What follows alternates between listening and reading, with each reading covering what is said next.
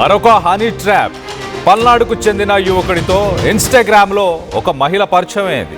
పరిచయం అయి కొన్ని రోజులు 4 రోజులు, కొన్ని రోజులు అంటే 4 రోజులు మాత్రమే మాట్లాడి నీతో ప్రేమలో ఉన్నాను నేను, ఐ లవ్ యూ అంటూ అతనికి కబుర్లు చెప్పింది, వీడియో కాల్స్ చేసింది.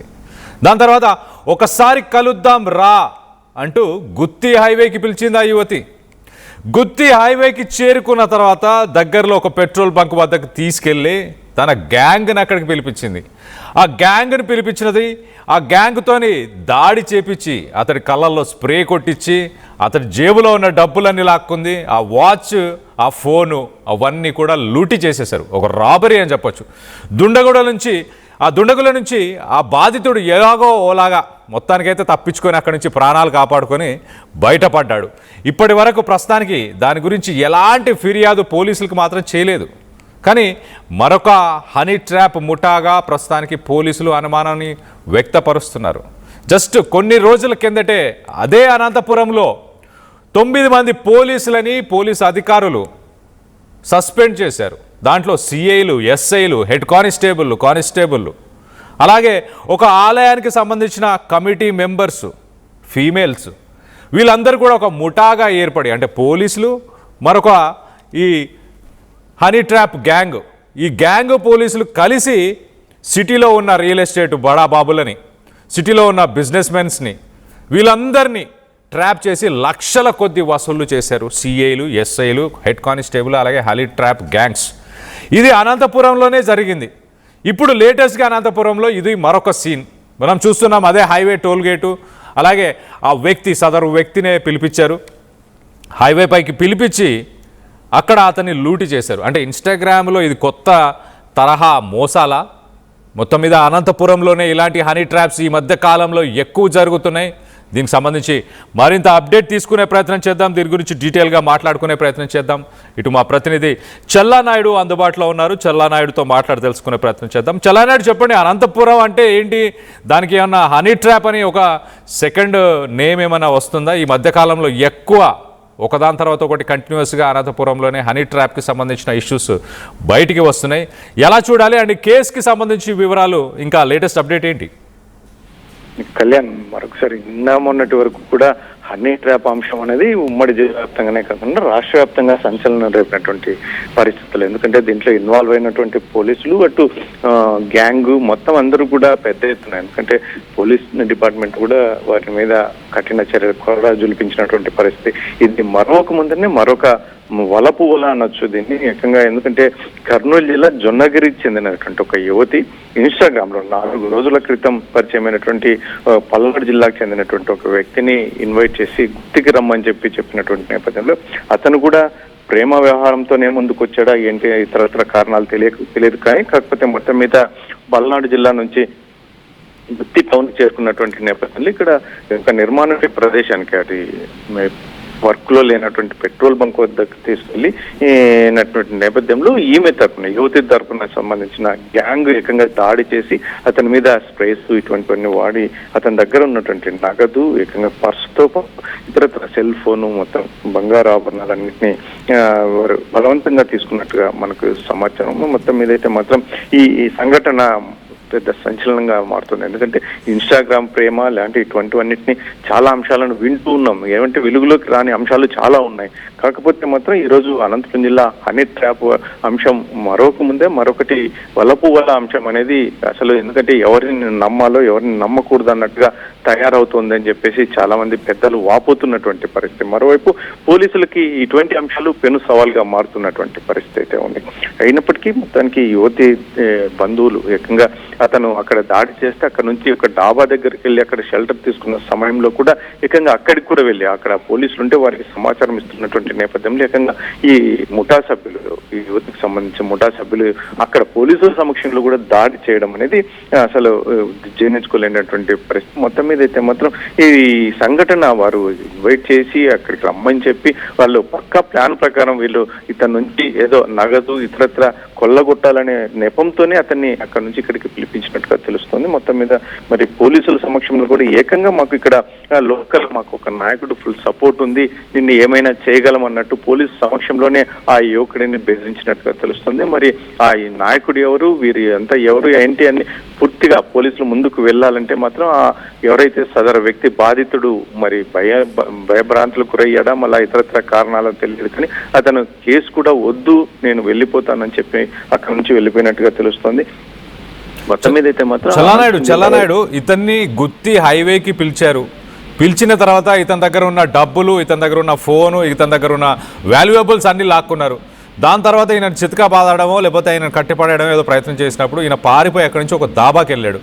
అక్కడ పోలీసులు ఉన్నారు, పోలీసులు ఉన్నా కూడా ఆ పోలీసుల ఎదుటనే వాళ్ళ సమక్షంలోనే మళ్ళీ గ్యాంగ్ అక్కడికి వెళ్ళి ఇతన్ని మళ్ళీ కొట్టి చితకబాదారా?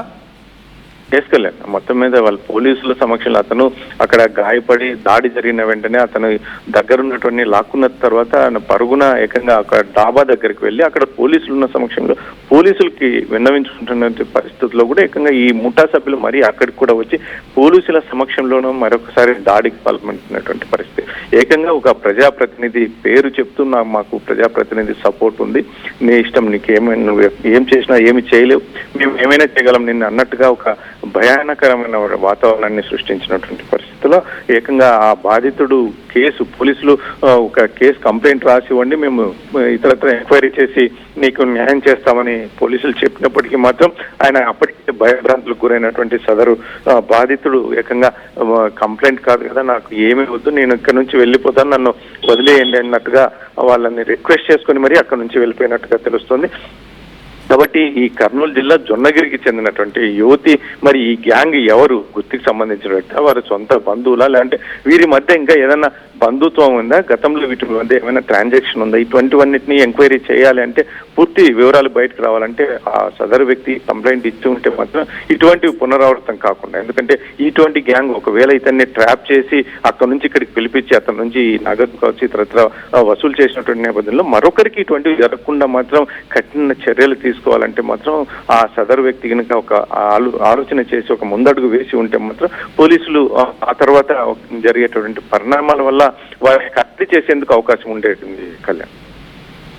Right Chellanaidu, thanks for the latest update. మొత్తం మీద ఎంత దారుణం, ఇన్స్టాగ్రామ్లో హాయ్ హ్యాండ్సమ్, చూడ్డానికి బాగున్నావు, నీ వాయిస్ బాగుంది, లేకపోతే నీ ప్రొఫెషన్ బాగుంది, లేకపోతే మీరు అందంగా ఉన్నారు అంటూ ఎవరైనా ఇన్స్టాగ్రామ్లో మెసేజ్ చేశారనుకోండి, పొరపాటున కూడా ఆ కాంప్లిమెంట్స్కి కాంప్రమైజ్ అవ్వకండి. అయ్యారనుకో ఇలాంటి పరిస్థితులు ఎదుర్కోవాల్సిన అవసరం వస్తుంది. ఫర్ ఎగ్జాంపుల్ ఎవరైనా ఇన్స్టాగ్రామ్లో కానీ ఏ సోషల్ మీడియా ప్రొఫైల్స్లో కానీ లేకపోతే మీ వాట్సాప్లో కావచ్చు మీ నంబర్ కనుక్కొని ఎక్కడి నుంచైనా మీకు మెసేజ్ చేయొచ్చు. మెసేజ్ చేసి మిమ్మల్ని ట్రాప్ చేయాలని అనుకుంటే మీ దగ్గర డబ్బులు ఉన్నాయి, లేకపోతే మీ దగ్గర వాల్యుయబుల్స్ ఉన్నాయి, మీ మంత్లీ ఇన్కమ్ కానీ ఇలాంటి పర్సనల్ డీటెయిల్స్ కూడా ఎవరితో షేర్ చేయకండి. ఆ డీటెయిల్స్ తెలిసినా కూడా మిమ్మల్ని ప్లాన్ చేసి ఇలా హనీ ట్రాప్లోకి దించే అవకాశం ఉంటుంది. ఈ వ్యక్తిని కూడా అలానే ఇన్స్టాగ్రామ్లో మీరు బాగున్నారు, చూడడానికి అందంగా ఉన్నారు, ఐ లవ్ యూ అని 4 రోజులకే ప్రేమ స్టార్ట్ చేసింది ఆ అమ్మాయి.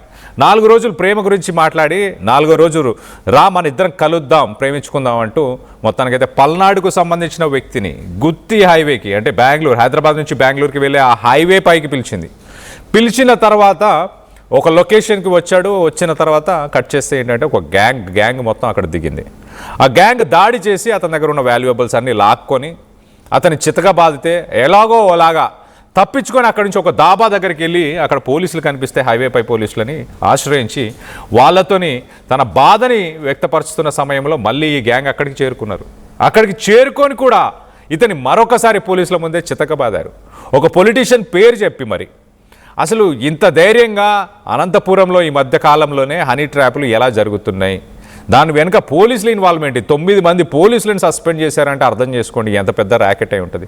9 మంది పోలీసులో సిఏలు ఉన్నారు, సర్కిల్ ఇన్స్పెక్టర్లు ఉన్నారు, సబ్ ఇన్స్పెక్టర్స్ ఉన్నారు, హెడ్ కానిస్టేబుల్స్ ఉన్నారు, కానిస్టేబుల్స్ ఉన్నారు. ఎంతమంది ఉన్నారు అంటే ఎంత పెద్ద నెట్వర్క్ అయి ఉండాలి. ఒక సిఐ కింద ఎన్ని పోలీస్ స్టేషన్స్ వస్తాయి, ఒక ఎస్ఐ కింద ఎంతమంది పోలీసులు ఉంటారు. వీళ్ళందరూ కలిసి ఇలాంటి ట్రాపులు చేస్తే మరి ఈ పొలిటీషియన్కి సంబంధించిన గ్యాంగులు ముఠాలు ఇలాంటి పనులు చేయకపోతే ఇంకేం చేస్తారు? నిలువు దోపిడీ చేస్తున్నారు, పట్టపగలు ప్రజలని నిలువు దోపిడీ చేస్తున్నారు. సో పొరపాటున కూడా మిమ్మల్ని అర్ధరాత్రి పూట ఒక అమ్మాయి లిఫ్ట్ అడిగిందనో మీ కారునో బైక్నో ఆపడమో, ఆమె ఇంటికాడ దింపమంటే వాళ్ళ ఇంటి దగ్గర దింపడానికి వెళ్ళడమో ఇలాంటి పనులు చేయకండి. నిర్మానుష్యమైన ప్రాంతాలకి తీసుకెళ్తుంది, మిమ్మల్ని అక్కడ మొత్తం నిలువు దోపిడీ చేస్తారు. నిలువు దోపిడీ ఒక్కటే చేయరు, మిమ్మల్ని చితకబాది కూడా పంపిస్తారు. అలాంటి ఘటనలు గతంలో కూడా చోటు చేసుకున్నాయి. కాబట్టి మీరు కొంత జాగ్రత్త వహించండి. సోషల్ మీడియా మాధ్యమంలో కానీ పర్సనల్గా బయట ఎక్కడైనా కూడా మీ పర్సనల్ డీటెయిల్స్, మీ ఫైనాన్షియల్ డీటెయిల్స్, మీ ఫైనాన్షియల్ స్టేటస్ గురించి ఎక్కడ ఎగ్జిబిట్ చేసుకోకుండా ప్రయత్నం చేయకండి. అనంతపురం ప్రస్తుతానికి కేర్ ఆఫ్ హనీ ట్రాప్స్గా మారిపోయింది. గత వారం 9 మంది పోలీసులని సస్పెండ్ చేశారంటే అర్థం చేసుకోండి. మరి ఇప్పుడు మరొక హనీ ట్రాప్ గ్యాంగ్ ఒక పొలిటీషియన్ పేరు చెప్పి బెదిరించి పట్టపగలే పోలీసుల ముందే దౌర్జన్యానికి పాల్పడుతున్నారంటే ఎంత దారుణమైన సిచ్యువేషన్ నెలకొని ఉందో. ఎవరైతే ఆ టీవీని వ్యూ చేస్తున్నారో, అనంతపురంకి సంబంధించిన వ్యక్తులు ఎవరైతే ఉన్నారో అక్కడ ఎలాంటి పరిస్థితులు నెలకొని ఉన్నాయి, వాస్తవానికి ఇలాంటి ఎన్ని జరుగుతున్నాయి ప్రతిరోజు, దీనికి సంబంధించిన వివరాలను మీరు కింద కామెంట్ రూపంలో తెలియపరచండి. అలాగే ఇలాంటి హనీ ట్రాప్స్ చేసే వ్యక్తులని ఏం చేయాలి, సమాజం కానీ పోలీసులు కానీ ఎలాంటి చర్యలు తీసుకుంటే బాగుంటుంది అని మీరు అభిప్రాయపడుతున్నారు? మీ అభిప్రాయాలని కింద కామెంట్ రూపంలో తెలియపరచండి.